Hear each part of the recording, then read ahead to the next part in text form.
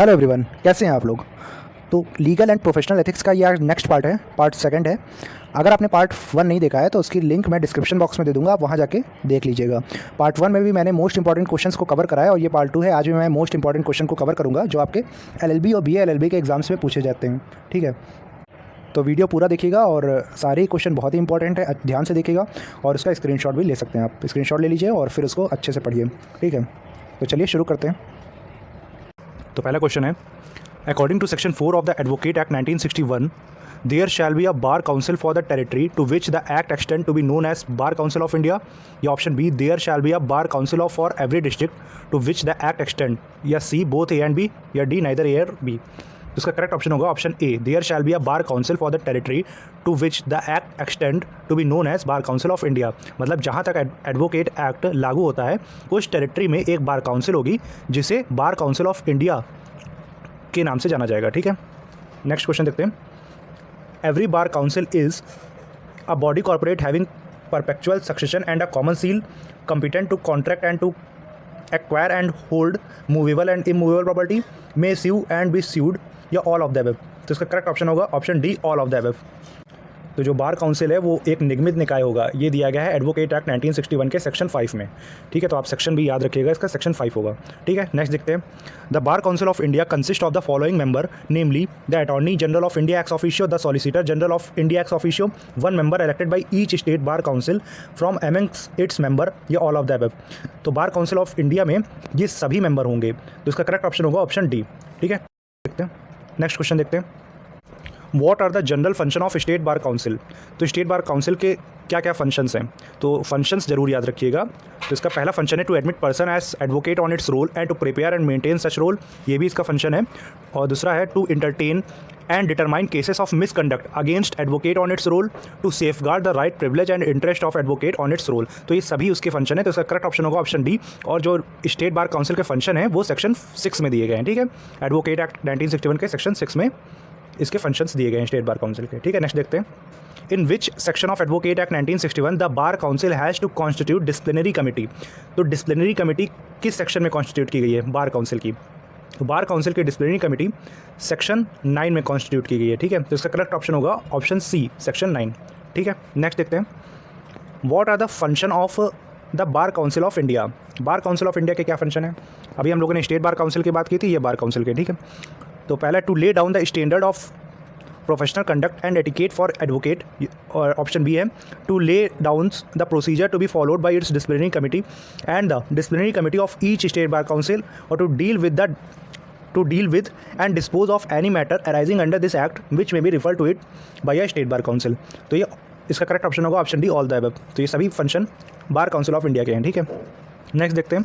A bar council shall constitute one or more disciplinary committee consist of 3 person, 2 to be elected and other 2 be co-opted। तो ये इसका option C होगा, both A and B are correct. Okay, next देखते हैं। Who shall be the chairperson of disciplinary committee. Disciplinary committee का chairman कौन होगा, the senior most advocate amongst the member of disciplinary committee, या a person to whom a bar council select as a chairman, या deputy chairman of bar council. तो इसका correct option होगा a senior most advocate amongst the member of disciplinary committee. तो disciplinary committee का जो जितने member हैं उसमें से जो सीनियर एडवोकेट होगा वो डिसिप्लिनरी कमेटी का चेयरमैन होगा। ठीक है, नेक्स्ट देखते हैं।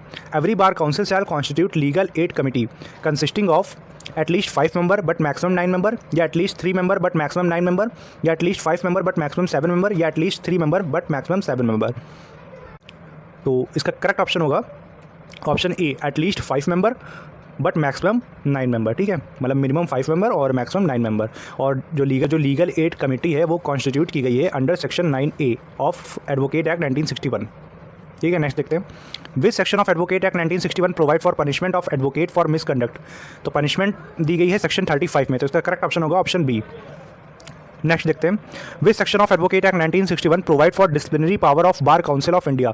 तो बार काउंसिल ऑफ इंडिया की डिसिप्लिनरी पावर किस सेक्शन में दी गई है, तो इसका करेक्ट ऑप्शन होगा option B, section 36।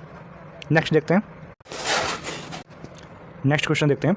Where on receipt of a complaint or otherwise a state bar council has reason to believe that any advocate on its roll has been guilty of professional or other misconduct, it shall refer the case for disposal of तो जब state bar council को किसी advocate के खिलाफ कोई complaint मिलती है और उसके पास विश्वास करने का कारण है कि वो एडवोकेट प्रोफेशनल मिसकंडक्ट का दोषी है, तो स्टेट बार काउंसिल मामले के निपटान के लिए केस किसको ट्रांसफ़र करेगी?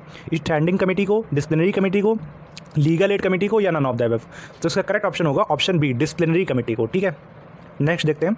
The disciplinary committee of state bar council after giving the advocate concern and the advocate general an opportunity of being heard may make any of the following order, namely dismiss of the complaint, reprimand the advocate, suspend the advocate from practice for such period as may deem fit, या all of the above? तो जो state bar council की disciplinary committee है वो advocate या advocate general जैसा भी case है उसको सुनने की अपॉर्चुनिटी देने के बाद, मतलब वो अपना स्टैंड ले सके इसकी अपॉर्चुनिटी देने के बाद वो डिसाइड करेगी कि अगर उसको लगता है कि केस में जो केस एडवोकेट के ऊपर है वो ग्राउंडलेस है, मतलब उस पर जो एलिगेशन लगे हैं वो ग्राउंडलेस है, उसका कोई ग्राउंड नहीं है। ठीक है, तो केस जो कंप्लेंट होगी उसको डिसमिस कर देगा डिसिप्लिनरी कमेटी। और अगर उसको लगता है कि ऐसे ग्राउंड्स हैं जिससे पता चलता है कि एडवोकेट जो है उसने मिसकंडक्ट किया है, तो उसको रिप्रिमांड द एडवोकेट कर देगी, मतलब उसकी कार्रवाई, आगे की कार्रवाई के लिए उसको भेज देगी, इस पर आगे की कार्रवाई स्टार्ट हो जाएगी। या फिर suspend the advocate from practice for such period as may deem fit, और वो एडवोकेट को सस्पेंड कर सकती है प्रैक्टिस के लिए जब तक वो चाहे। ठीक है, तो ये सभी ऑप्शन करेक्ट हैं, all of the above. Next देखते हैं। Which of the following are function of the state bar council? To admit person as advocate on its roll, to prepare and maintain such roll, to entertain and determine cases of misconduct against advocate on its roll, to safeguard the rights, privilege and interest of advocate on its roll. तो ये सभी state bar council का function है, तो इसका correct option होगा all of the above. Next देखते हैं। What are the remedy to the advocate against order of punishment? तो एडवोकेट के पास क्या रेमेडी है against order of punishment? Review the order by disciplinary committee, appeal against the order of disciplinary committee of state bar council, या appeal before the bar council of India. तो इनमें से कोई भी रेमेडी वो कर ले सकता है, तो इसका करेक्ट ऑप्शन होगा option D, all of the above. Next देखते हैं। A person agreed by an order of the disciplinary committee of state bar council may prefer an appeal to the, जो स्टेट बार काउंसिल की disciplinary committee से कोई अगर person agreed है तो वो अपील कहाँ करेगा? हाई कोर्ट में करेगा, सुप्रीम कोर्ट में करेगा, या बार काउंसिल ऑफ इंडिया में करेगा? तो इसका करेक्ट ऑप्शन है option C, bar council of India. जो तो नेक्स्ट क्वेश्चन है, the limitation period prescribed for preferring appeal against the order made by disciplinary committee of bar council of India is days from the communication of the order. जैसे पूछा गया है कि bar council की disciplinary committee के order के against appeal file करने की लिमिटेशन पीरियड कितनी है? ठीक है, तो 30 डे, 60 डे, 90 डे या 15 डे? तो इसका करेक्ट ऑप्शन होगा 60 डेज। देखिए जो अपील इसमें दी गई है सेक्शन 37 में दी गई है बार काउंसिल के पास अपील करना, और सेक्शन 38 में दी गई है सुप्रीम कोर्ट के पास अपील करने की। ठीक है, और दोनों की अपील का जो लिमिटेशन पीरियड है वो 60 डेज़ होगा, तो इसमें करेक्ट ऑप्शन होगा ऑप्शन बी, 60 डेज़। नेक्स्ट देखते हैं। Under section 48A the advocate act 1961 the bar council of India enjoy the power of, तो सेक्शन 48 में बार काउंसिल की किस पावर के बारे में बताया गया है? रिवीजन की, रिव्यू की, या अपील की? तो इसका करेक्ट ऑप्शन होगा ऑप्शन ए, रिवीजन की पावर एक्सरसाइज करती है। ठीक है, और 48AA में रिव्यू की पावर बताई गई है। चलिए अब नेक्स्ट क्वेश्चन देखते हैं। Any person agreed by an order made by the disciplinary committee of the bar council may prefer an appeal before, तो इसमें यही पूछा गया है कि बार काउंसिल के डिसिप्लिनरी कमेटी के ऑर्डर के अगेंस्ट पर्सन कहाँ अपील कर सकता है? सुप्रीम कोर्ट में, या हाई कोर्ट में, या एनी कोर्ट इन इंडिया, या नॉन ऑफ द अबव? तो इसका करेक्ट ऑप्शन होगा ऑप्शन ए, सुप्रीम कोर्ट में। तो अगर कोई बार काउंसिल की डिसिप्लिनरी कमेटी के ऑर्डर के अगेंस्ट अपील करना चाहता है तो वो सुप्रीम कोर्ट में कर सकता है। ठीक है, नेक्स्ट देखते हैं। State bar council under the provision of section 35 of the advocate act 1961 has the authority to, तो इसमें स्टेट बार काउंसिल की क्या अथॉरिटी है एडवोकेट को पनिश करने की? ठीक है, तो इसमें पहला बताया गया reprimand the advocate, suspend the advocate from the practice for such period as the time may deem fit, या remove the name of the advocate from the state roll. तो ये सभी अथॉरिटी स्टेट बार काउंसिल को दी गई हैं, तो इसका correct option होगा option D, all of the above. Next देखते हैं। Any person aggrieved by an order made by the disciplinary committee of Bar Council of India under section 36 और 37 of the Advocate Act 1961 में prefer an appeal, तो इसमें अभी हम लोगों ने देखा था कि अगर कोई disciplinary committee bar council of India के डिसिप्लिनरी कमेटी के अगेंस्ट अपील करनी है तो वो सुप्रीम कोर्ट में कर सकता है, जिसका सेक्शन होगा सेक्शन 38। ओके, और जिसकी लिमिटेशन पीरियड होगी 60 डेज़ की। ठीक है, नेक्स्ट देखते हैं। The disciplinary committee of bar council has power to requisition of any public record or copies thereof from any court or office, issue commission for examination of witnesses or documents। तो जो इसका correct option होगा option सी, जो बार council की disciplinary committee है उसके पास power है वो किसी भी रिकॉर्ड को जो कि कहीं किसी भी कोर्ट में या ऑफिस में है उसको मंगवा सकती है, और किसी भी विटनेस का एग्जामिनेशन के लिए, विटनेस या डॉक्यूमेंट के एग्जामिनेशन के लिए कमीशन इशू कर सकती है, ठीक है। तो इसका करेक्ट ऑप्शन होगा option C, both A and B. Next देखते हैं, under section 42 of advocate act 1961 what are the power given to the disciplinary committee. तो सेक्शन 42 में डिसिप्लिनरी कमेटी को क्या क्या पावर्स दी गई हैं। तो इसमें पहली पावर है summoning and entering the attendance of any person and examining him oath, and second requiring discovery and production of any document, और C receiving evidence and on affidavit. तो ये सभी पावर डिसिप्लिनरी कमेटी को under section 42 में दी गई हैं। तो इसका करेक्ट ऑप्शन होगा option D, all of the above. Next देखते हैं, which section of advocate act 1961 provide section 5 and 12 of the limitation act 1963 applies to advocate act 1961। तो एडवोकेट एक्ट 1961 का कौन सा सेक्शन है जिसपे लिमिटेशन एक्ट का सेक्शन 5 और 12 अप्लाई होता है। सेक्शन 36, 37, 38 या 39। तो इसका करेक्ट ऑप्शन होगा section 39, option D. Okay, next देखते हैं, advocate means an advocate interned in any roll under the provision of. जो एडवोकेट की डेफिनेशन दी गई है वो कहाँ दी गई है, कॉन्स्टिट्यूशन ऑफ इंडिया में, एडवोकेट एक्ट 1961 में, या एडवोकेट एक्ट 1948 में। तो इसका करेक्ट ऑप्शन होगा एडवोकेट एक्ट 1961। ये कहाँ दी गई है, तो सेक्शन 2 क्लॉज ए में, ठीक है। नेक्स्ट देखते हैं, which section of the advocate act 1961 provide that all proceeding before a disciplinary committee of bar council shall be deemed to be judicial proceeding within the meaning of section 193 and 228 of IPC. तो advocate act 1961 के किस section में ये बताया गया है कि bar council की डिसिप्लिनरी कमेटी की जितनी भी प्रोसीडिंग होगी वो जुडिशियल प्रोसीडिंग कही जाएंगी under section 193 and 228 of IPC, ठीक है।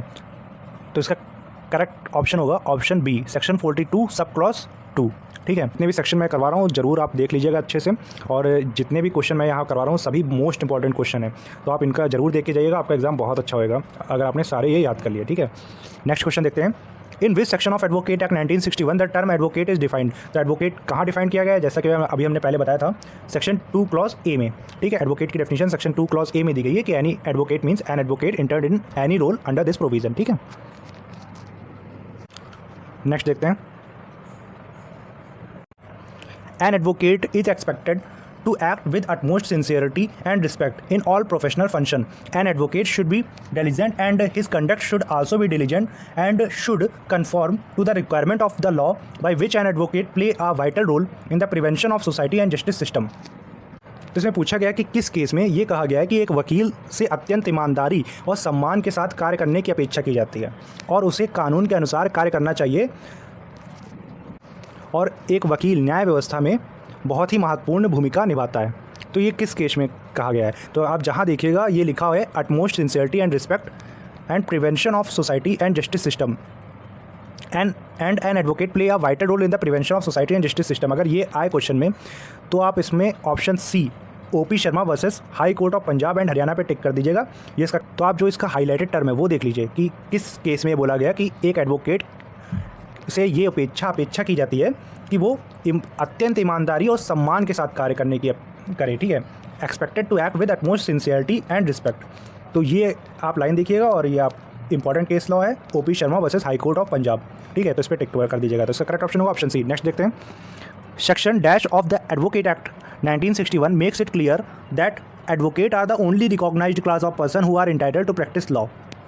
तो इस क्वेश्चन में बताया गया है कि पूछा गया है कि किस सेक्शन में ये बताया गया है कि जो एडवोकेट है वही एकमात्र मान्यता प्राप्त व्यक्ति है जिसको ये अधिकार है कि वो लॉ की प्रैक्टिस कर सकता है। तो ये केवल एडवोकेट का राइट है लॉ की प्रैक्टिस करना। ये किस सेक्शन में दिया गया है, तो इसका करेक्ट ऑप्शन होगा ऑप्शन ए, सेक्शन 29 में। तो सेक्शन 29 बहुत इंपॉर्टेंट है, ध्यान रखिएगा, ठीक है। नेक्स्ट देखते हैं, the disciplinary committee of bar council may exercise its power of review. तो जो डिसिप्लिनरी कमेटी है बार काउंसिल की वो रिव्यू की पावर एक्सरसाइज करती है ऑन इट्स ओन मोशन और otherwise within 60 day of the date of the order. तो इसका करेक्ट ऑप्शन होगा option C, both A and B. वो खुद से भी रिव्यू की पावर एक्सरसाइज कर सकती है या अदरवाइज, और 60 डेज़ के अंदर, उसके ऑर्डर के 60 डेज़ के अंदर ही वो रिव्यू कर सकती है। और ये रिव्यू कहाँ दिया गया है, तो सेक्शन 48AA में, ठीक है। नेक्स्ट देखते हैं, Under which section of Advocate Act 1961 an aggrieved person may go for the appeal before Supreme Court against an order made by the Disciplinary Committee of Bar Council of India। तो bar council of India के disciplinary committee के against, तो bar council of India के disciplinary committee के order के against जो aggrieved party होगा वो अपील कहाँ कर सकता है, वो अपील सुप्रीम कोर्ट में कर सकता है, किस सेक्शन में? तो इसका करेक्ट ऑप्शन होगा ऑप्शन सी, सेक्शन 38 में। तो अगर बार काउंसिल ऑफ डिसिप्लिनरी कमेटी की बार काउंसिल है, उसके ऑर्डर के अगेंस्ट अगर किसी को अपील करना है तो वो सुप्रीम कोर्ट में कर सकता है, ठीक है। और ये इसका सेक्शन होगा सेक्शन 38। नेक्स्ट देखते हैं।